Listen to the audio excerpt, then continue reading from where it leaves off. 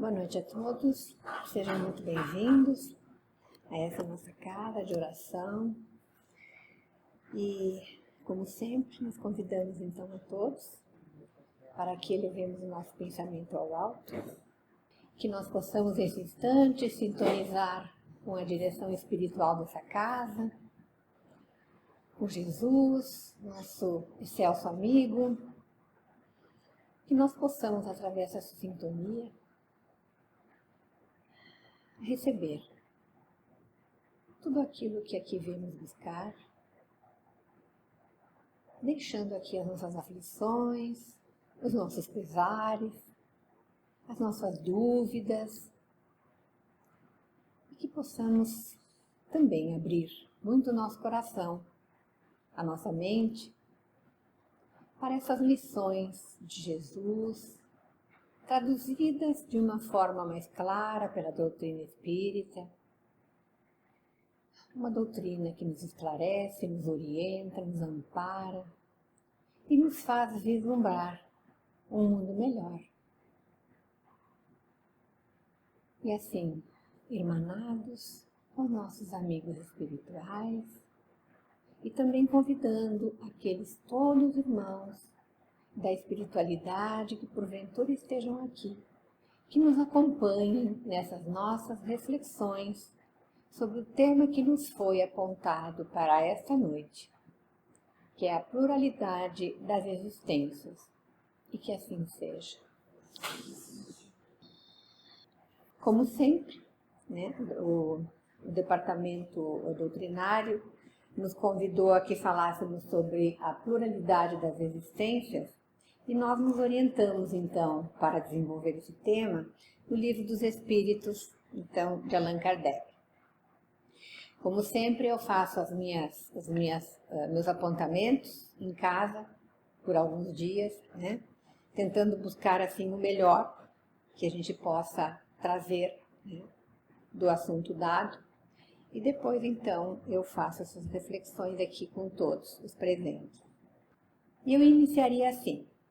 Alguns de nós, embora sendo gratos a Deus pelo que somos, pelo que temos, nos percebemos por vezes infelizes, por vezes descontentes e até, muitas vezes, injustiçados nos sentimos, por nos faltar, segundo nossas percepções, algumas coisas, como, por exemplo, aparência física mais aprimorada, uma condição econômica que permitisse maiores posses de bens materiais, uma profissão conceituada na sociedade, um trabalho mais bem remunerado, oportunidade de obter um nível educacional melhor, uma posição social muitas vezes reconhecida, entre outros.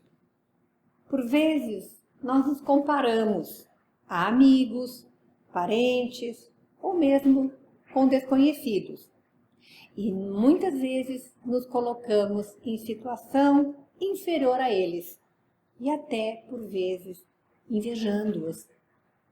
Sem falar no desejo de fazermos parte de uma família onde as relações entre os membros fossem mais amistosas, com respeito, confiança e afeto verdadeiros.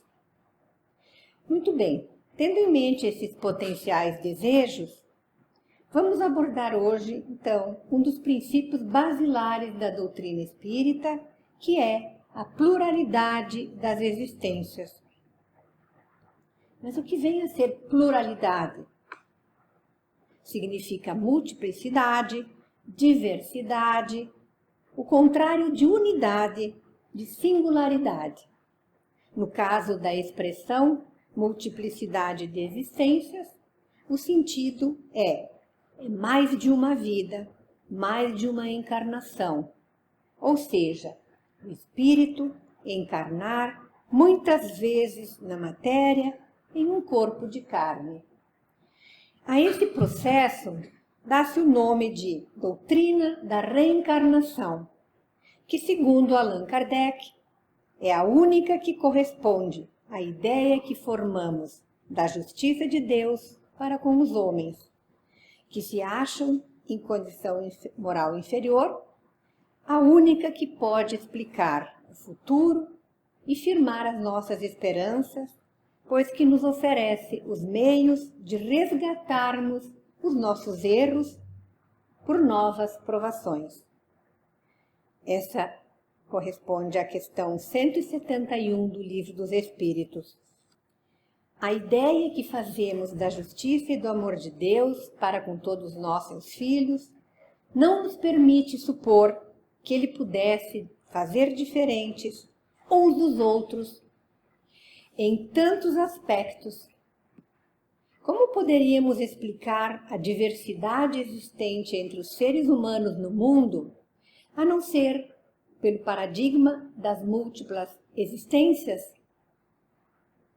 Aquele que crê nesse princípio doutrinário sente conforto, esperança e confiança de que uma lei segura e infalível rege nossas vidas aqui na matéria e também na espiritualidade. Vejamos que oportunidade de reflexão. A cada vida na carne, uma nova oportunidade nos é dada para melhorarmos aqueles aspectos em que ainda estamos deficitários, carentes, tendo em vista que o objetivo das encarnações é o progresso, a evolução, tanto em sabedoria quanto em amor. Cada um de nós pode mensurar quanto a condição atual nos distancia de um bom lugar na escala espiritual, com as virtudes adquiridas e consolidadas e com todos os defeitos de que ainda somos portadores. Vejam o que eu disse. Virtudes já adquiridas e consolidadas, e defeitos que ainda somos portadores. Se não admitirmos a concepção da multiplicidade das existências, como explicar as virtudes e os defeitos de que somos portadores hoje na vida atual? De onde terão vindo? Será fomos criados assim por nosso Pai Maior, sem perspectiva de nos transformarmos, tanto moral quanto intelectualmente? Os espíritos transmitiram a Kardec que cada encarnação é precedida de um planejamento minucioso por equipe espiritual responsável, onde as necessidades evolutivas do reencarnante e com a sua participação são estudadas e preparadas todas as condições para ter, ao final da vida material, um desfecho positivo. Obviamente, toda a bagagem intelecto-moral do espírito estará presente na nova encarnação, considerando que são aquisições suas e que não se perdem. Desse modo, os defeitos morais, aquisições de existências pregressas, são os desafios a serem vencidos na próxima existência no corpo físico. Mas não serão somente resgates, e sim, igualmente, experiências novas, que irão, quando bem conduzidas, acrescer o acervo de conhecimentos do ser.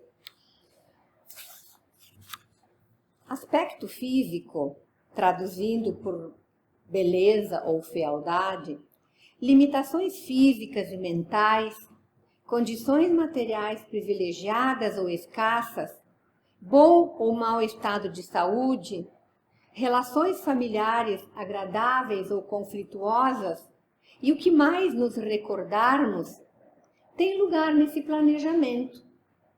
Tudo é feito de modo a que o espírito seja testado e aprovado naqueles aspectos em que se mostra deficitário, carente ou devedor.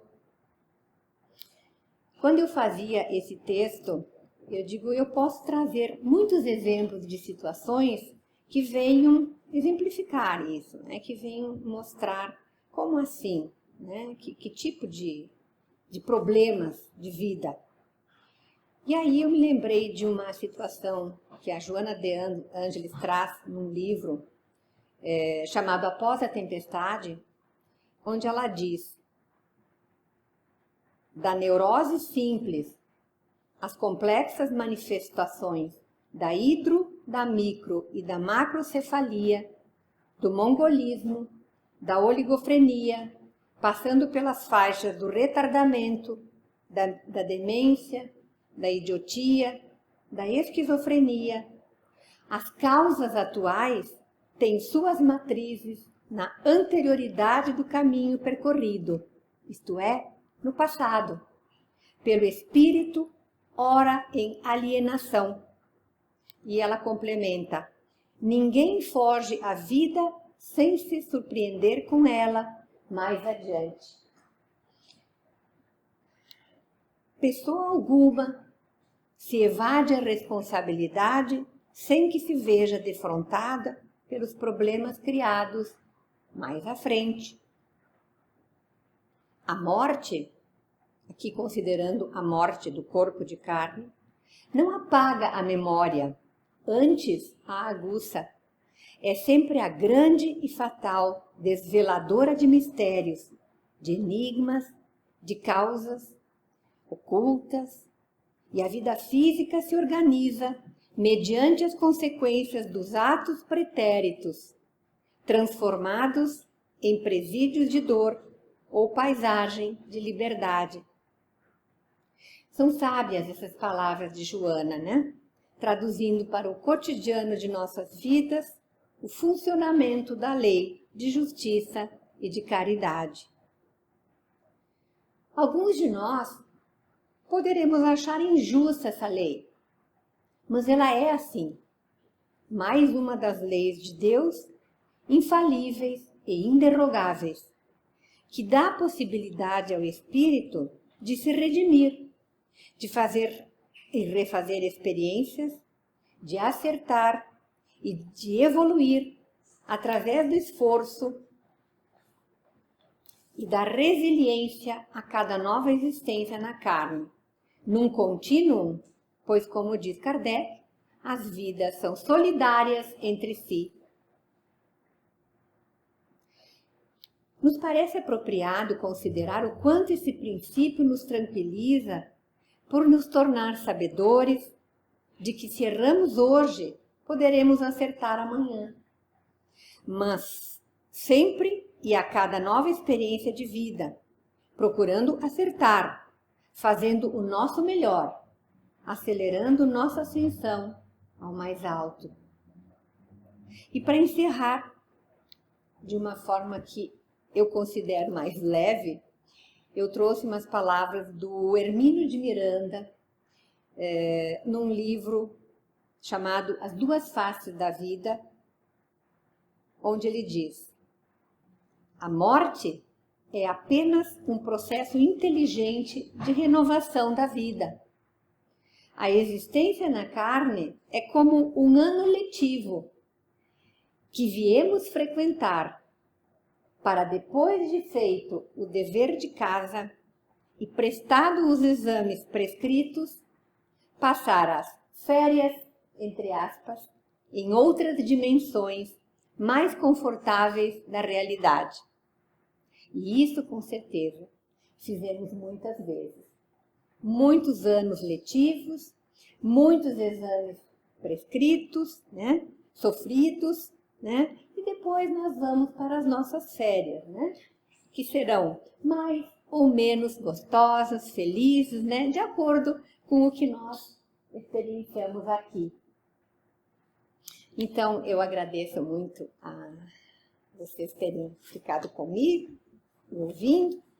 E encerrando, então, nós vamos fazer a nossa prece, pedindo, então, que os médiuns se postem para o nosso passe coletivo. Então, nós elevamos novamente o nosso pensamento ao alto, ao nosso Pai Maior,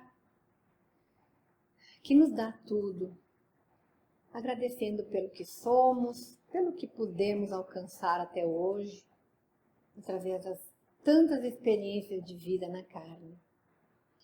Senhor, te agradecemos e te pedimos que nos tolerem um pouco mais, porque muitas vezes nós caímos e nos demoramos nessa queda, erramos muito, mas ajuda-nos que escolhamos o melhor caminho, que possamos superar as nossas deficiências, buscando fazer o melhor, fazendo a caridade.